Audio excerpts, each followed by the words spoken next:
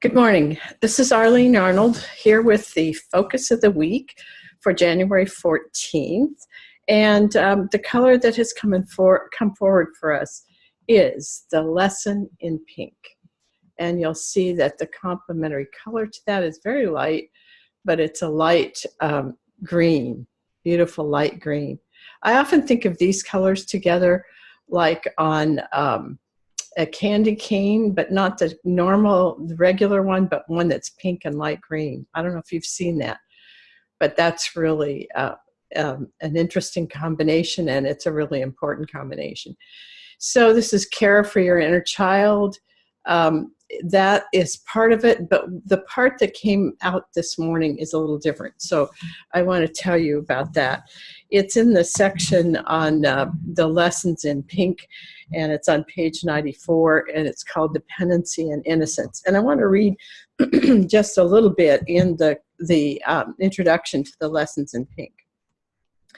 The challenging side of pink is its vulnerability without protection. When this vulnerability is compromised, great hurt results. The lesson in pink is to never lose that childlike joy and innocence while allowing the capable part of the self to protect you and help you live in a world that does not always respect innocence. Okay, so the lesson here is about allowing your innocence to come forward, because that's really your childlike joy. And that's a really important part of life, even when things get really heavy. And the other thing is to protect your innocence with the part of you that can be very present and knowing and be able to see what's really going on. And in order to be in that part of you, you have to be willing to step back and observe what is true and what isn't true.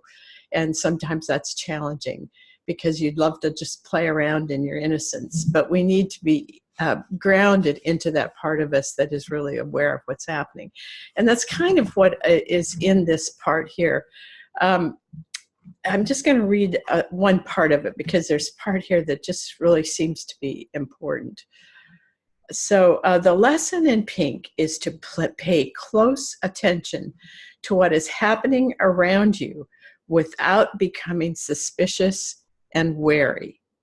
In other words, as you step back as the observer, you do that without a lot of emotional attachment to what's going on. You don't want that. You want to just be there, very neutral, taking a look what's going on.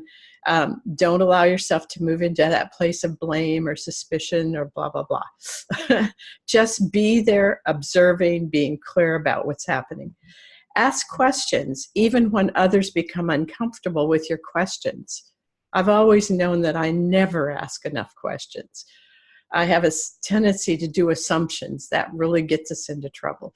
So ask the questions to get the information that you need, but mostly depend on the part of you that is able to really understand and know what's going on.